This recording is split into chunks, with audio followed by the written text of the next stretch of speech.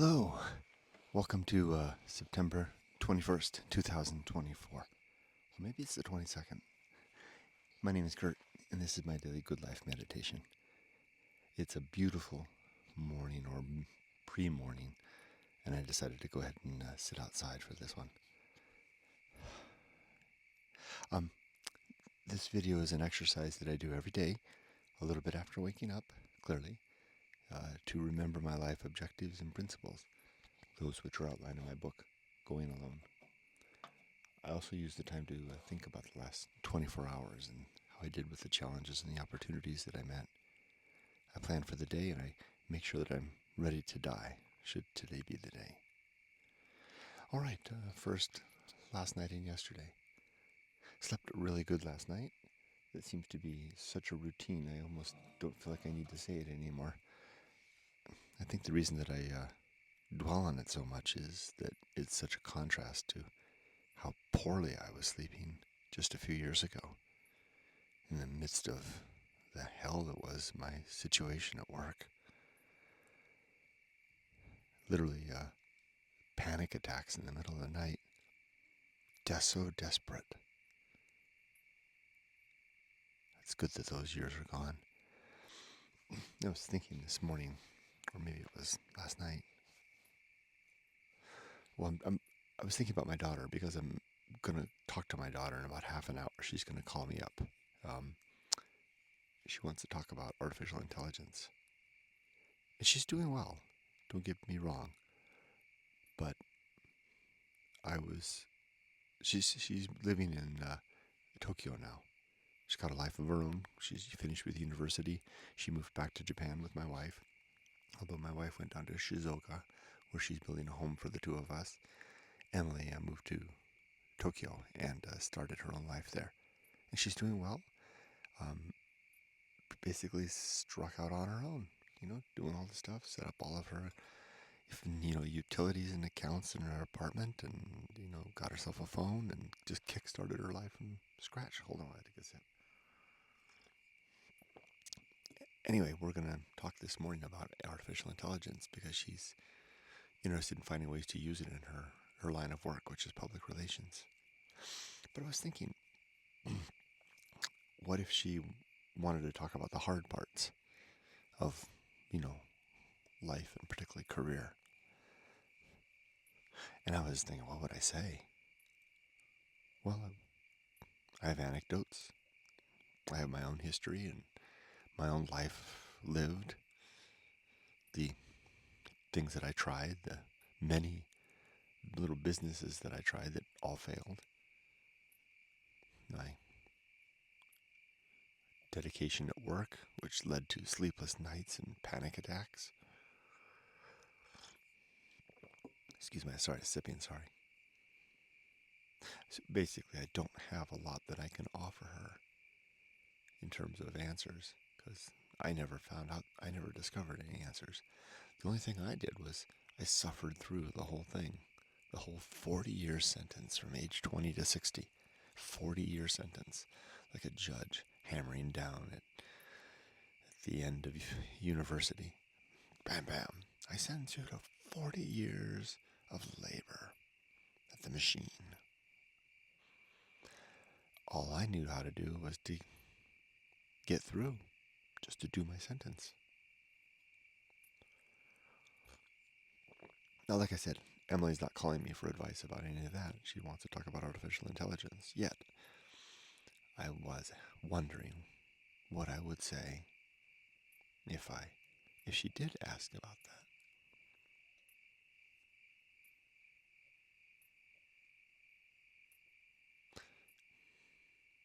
Now, of course, there's the cliche things of follow your heart. If you love what you do, then you're not working a day of your life, etc., etc. We've all heard those. We know those.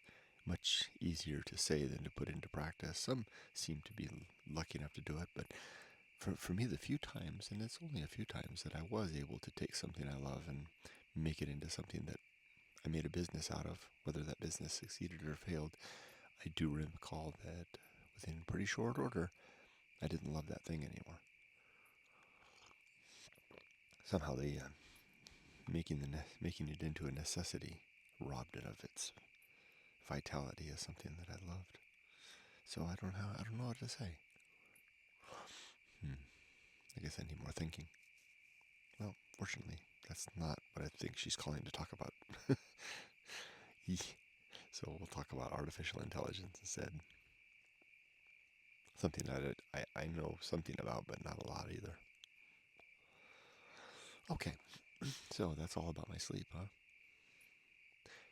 Yesterday was a sweet and delicious day.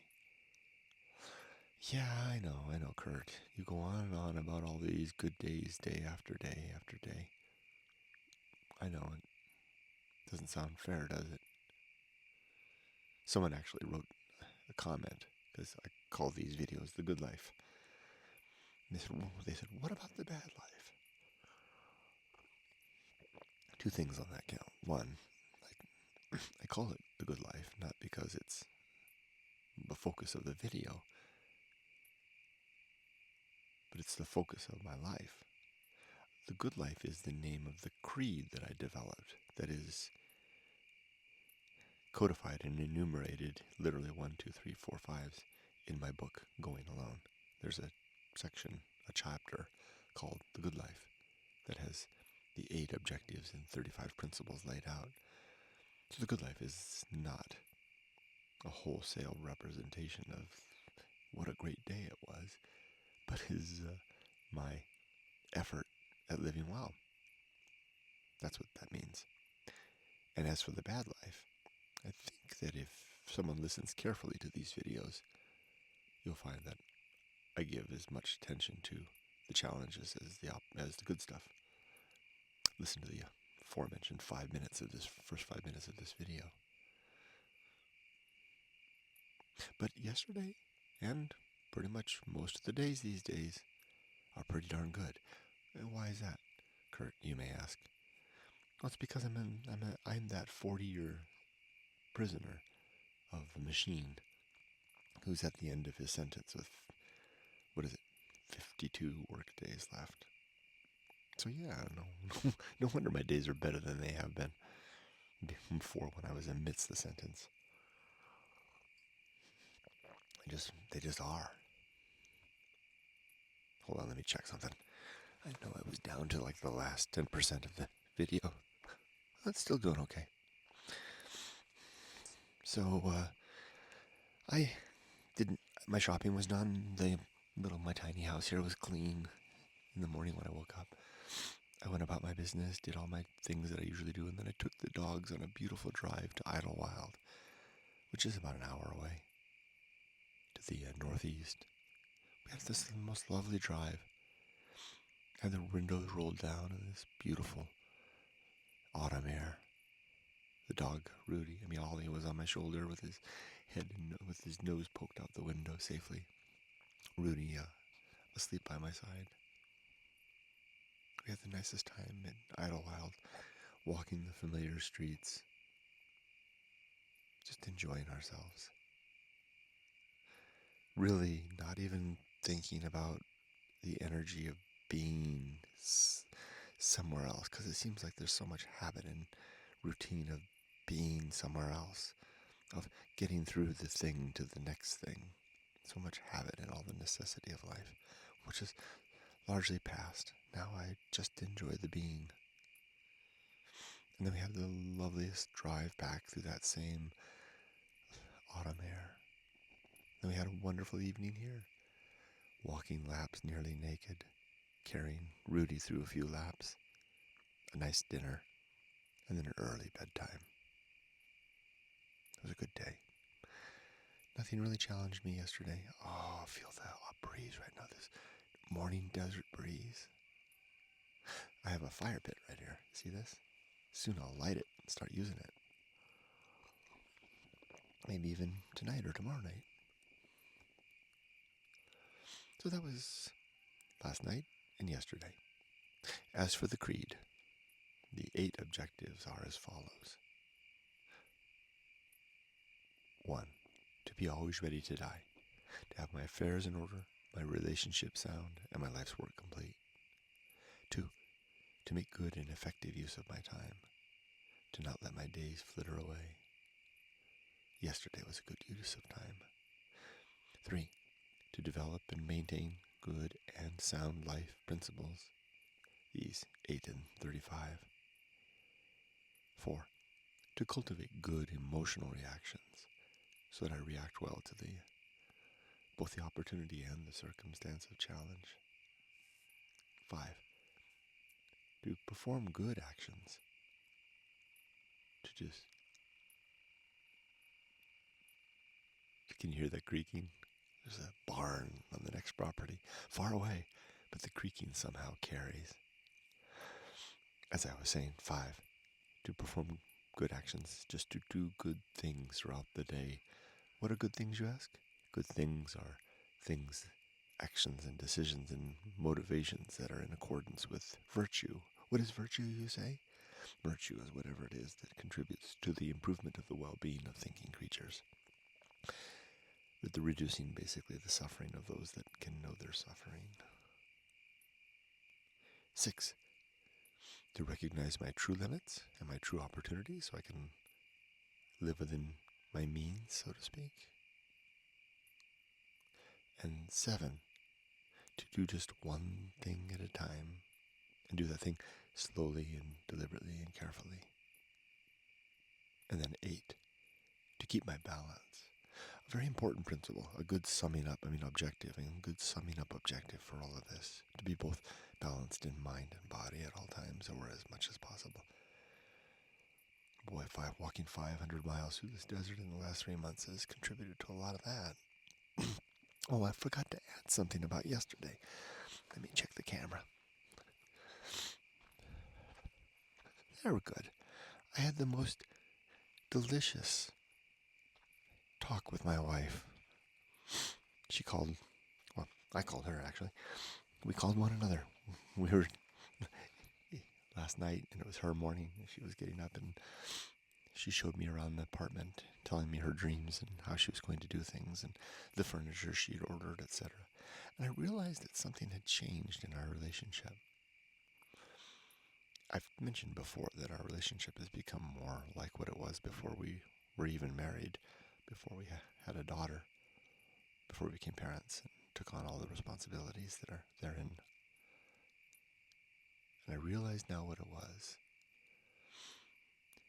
There's when marriage and career and children come, there's kind of a mad scramble that begins. It's a scramble to gain the means to get by, to build the home, to satisfy, to do all the necessities that propriety demands in terms of raising children and keeping household and earning a living. And the couple that are engaged in such kind of, that becomes their focus. And they may lose track a bit of the daily living, that thing I was mentioning before that is so delicious now. And I realized that Yumiko and I were back to that. The daily, the sharing with one another. And the same thing that drew us together all those years back, the commonality of our mind, the alignment of our values, was all still intact. But gone now is the raging, almost terrorizing at times, demands of necessity. And what's left is something that looks like vacuum at first. We both experienced it on these two sides of the Pacific, 5,600 miles away. 5,700, 650 if you count the desert. Gone is that necessity. Returned is the openness that young people may feel before that weight is dropped upon their shoulders. And I realized we'd survived as a couple. We'd made it through the other side, aligned, still. Basically, because our values are still aligned. They never changed. In fact, they only became more firmed up. That was the nicest thing about yesterday. All right, so I've covered yesterday and last night. I talked about the creed. Now, as for today, it's a Sunday morning. The sun should rise soon. My daughter's going to call me soon, maybe in 10 minutes. So I better get off, huh? So I'll finish this. I'll make another cup of coffee, make another cup, and then wait for my daughter to call me, and then we'll have a nice talk together. And then I'll begin my day in earnest. A totally free day. Nothing to do. But I know what I will do. I'm going to take the boys, the two dogs, down into the desert around Salton Sea. We're going to venture a little bit into the Anza-Borrego. Explore it more succinctly. That's a strange word, succinctly. Well, because there's not a lot of time. That's why. Can't be muttering around anymore. All right. Enough of this. I wish you all the best. Oh, am I ready for death? Are my affairs in order? Are my relationships sound? And my life's work complete? All three are check, check, check. So I wish you all the best. Be safe, but not too safe. Take care.